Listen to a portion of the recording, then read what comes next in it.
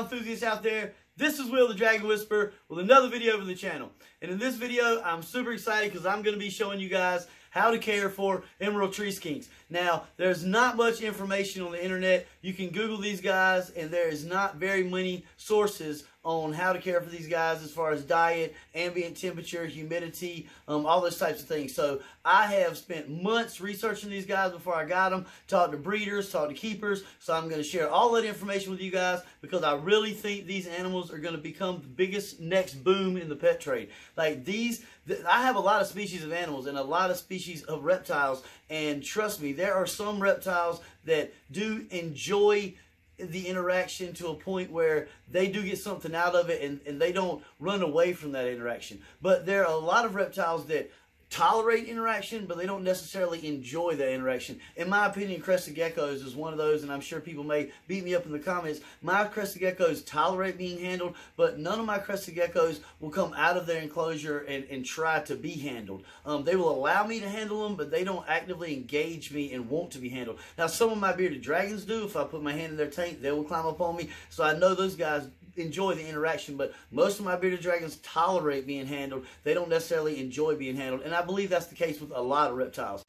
Yeah, well, you know, that's just like your opinion, man.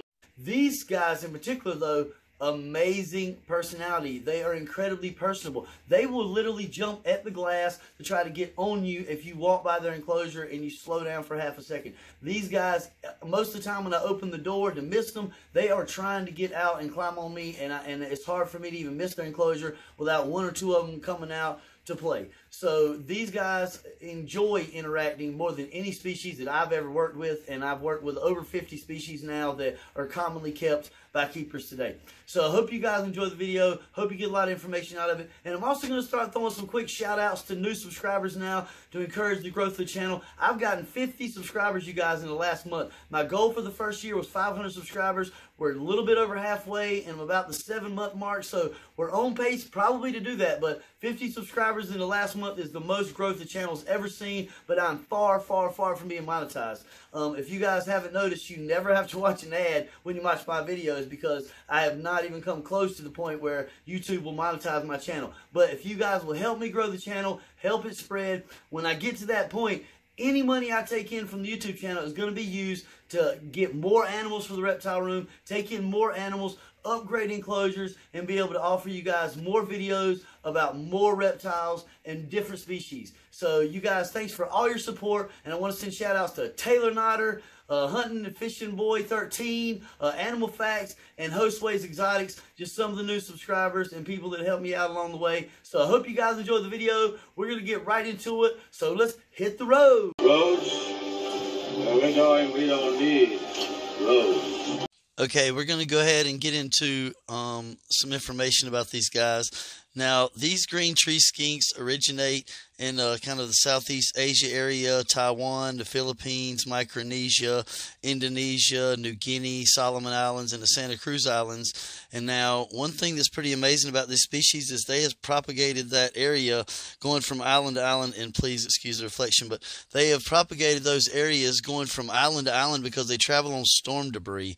Whenever there's big storms, typhoons, and monsoons in those areas, the palm trees these guys sometimes live in will get carried away in the storm debris, and can you imagine just 3 or 4 skinks traveling on a tree across the ocean to another island and then propagating that island? So pretty amazing how these guys travel from island to island. Their lifespan is anywhere from 8 to 12 years. Like I said, there's a lot of variation on that on the internet when you look up these guys, and they can live longer than that in captivity, obviously.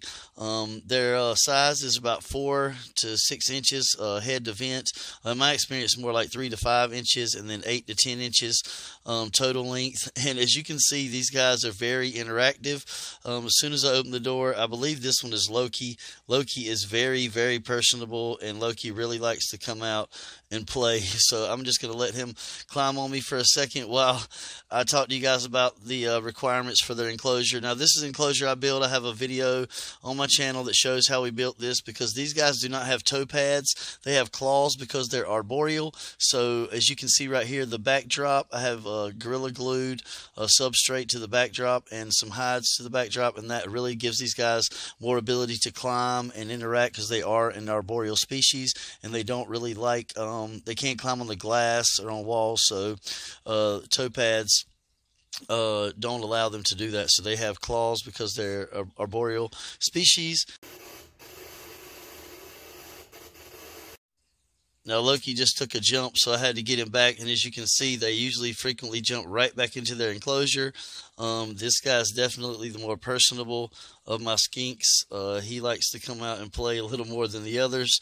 I'm actually going to maybe shut this door down a little bit to keep him from getting out while I'm trying to film. But ambient temperature, these guys need about 85 to 90 degrees in their basking spot. So I have the basking bulb there. And then they do require UVB because they are diurnal. These guys will interact with each other all day. They chase each other around. They pile on top of each other. They're very sociable. You can cohabitate these guys. You just want to be sure if you have a colony, you don't have like 4 males and 1 female. They are going to argue and fuss in the end. Loki's still trying to get out of the enclosure. But these guys, like I said, once they get used to you and used to their enclosure, they are very interactive, and they don't really try to, they're fast, but they don't really try to run away once they get used to you.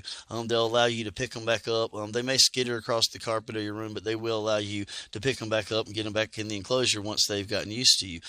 So you want a 80 to 90 degree ambient temperature on the warm side, a 70 to 80 degree ambient temperature on the cool side. And for ambient humidity, this is where the misinformation comes in, because if you Google ambient humidity for these guys, it will say between 60 and 70%. But if you look at the average ambient humidity in the Philippines and Taiwan, and I'm going to put a screenshot of that up on the screen.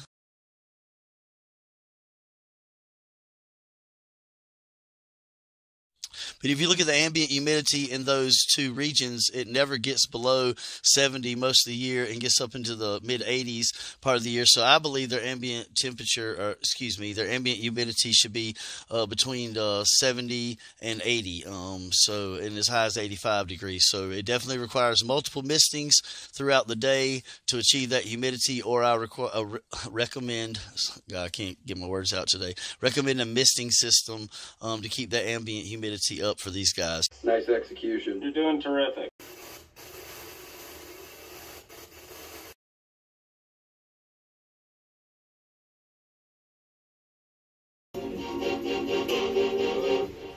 Why must they try to tear down my house when they know it's made from love, and they can never stand in our way?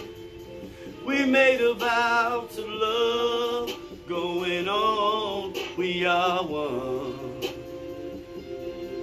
And no one has the right to tear my love down. No matter what the people say, I'm gonna love you anyway. You are my life, I can't let go. Even if we fuss and fight, we'll try until we get it right. You are my life, I can't let go. Even if we disagree, you can put it all on me. You are my life, I can't let go. I can't. Why do they say that a love like ours won't last? God made no mistake when He sheltered me with your heart. 'Cause there's no safer place than to be in love, and there I will stand. And I ain't never gonna leave you, no. No matter what the people say, I'm gonna love you anyway. You are my life, I can't let go. Even if we fuss and fight, try until we get it right. You are my life, I can't let go. Even even if we disagree. You can put it all on me. You are my life, I can't let go. I can't.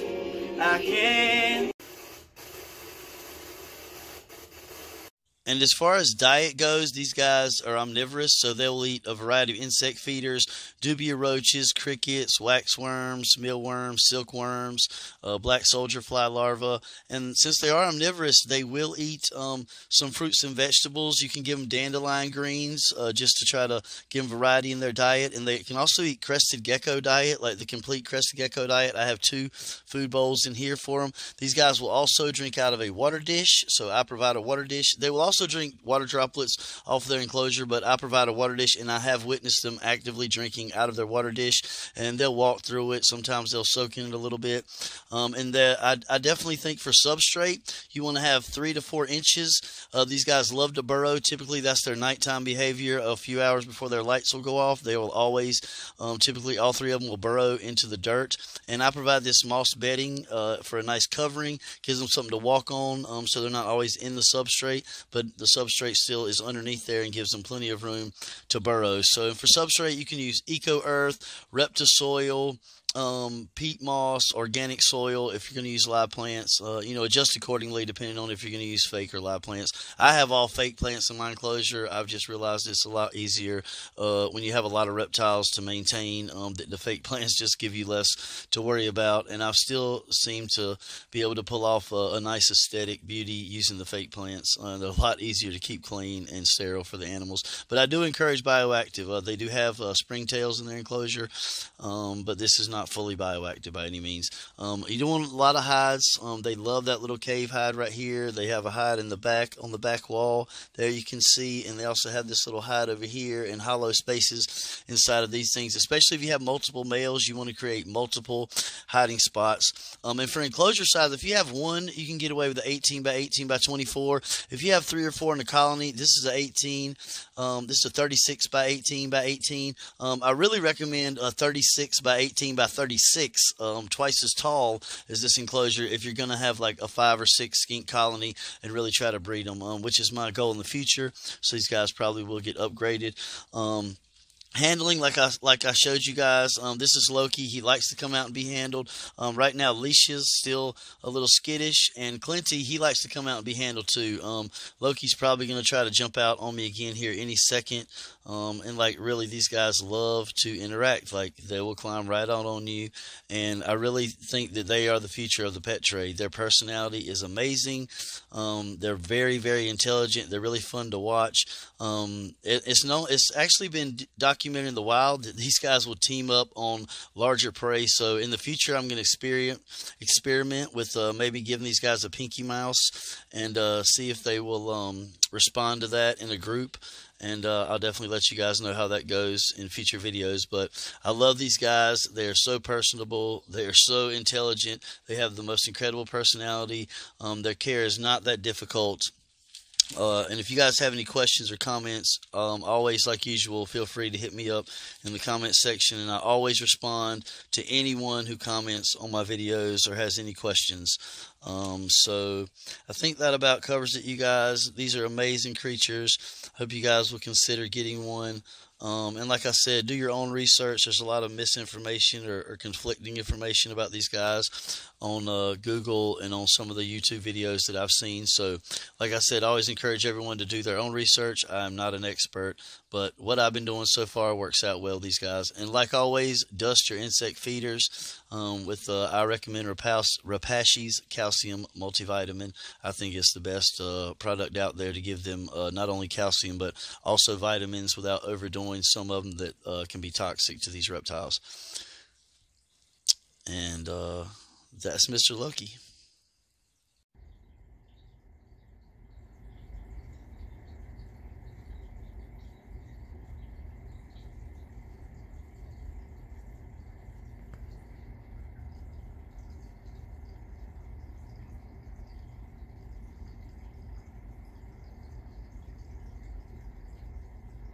Now, as you can see, this is little Loki. These guys are pretty easy to handle once they get used to you. Like I said, they're very inquisitive.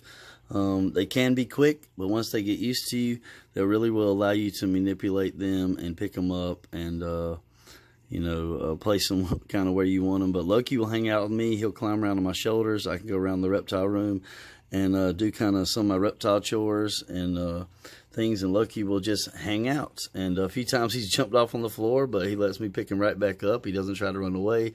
And I'm hoping to develop that same relationship with Clinty and Leisha here soon. But like I said, a lot of reptiles will tolerate handling. These guys enjoy it. They don't really like when you try to put them back in their enclosure. Like right now, I can't even get him to go back inside. But there he goes, and it's usually very easy. And as you see right there, you guys, these guys will slink along. They don't really walk upright on their legs. They kind of slink along like a snake and use their legs just kind of for propulsion and not really for support. But these guys are so beautiful, so amazing. They can have a little differences in their coloration depending on what islands they're come from. There have been some ones that are a lot more brown and ones that are a lot more spotty. But they are amazing, beautiful creatures, and I hope you guys will consider adding some emerald tree skinks to your collection. They are amazing. Okay, you guys, once again, this is Will the Dragon Whisperer. I hope you guys enjoyed the video. I hope you guys enjoyed learning something about emerald tree skinks. These are amazing creatures, and if you consider adding one to your collection, good luck finding them. Most of the ones out there right now are wild caught. Me, Clint's Reptiles, a few other breeders are working on raising up some captive bred populations. Hopefully, I will have some of those in the future. But like always, you guys, do not forget to smash that like button. Please, please ring that notification bell. And if you haven't subscribed already, please consider subscribing. Share the channel with as many people as you can. This is Will the Dragon Whisperer. Thank you guys so much for your support, and I'm out.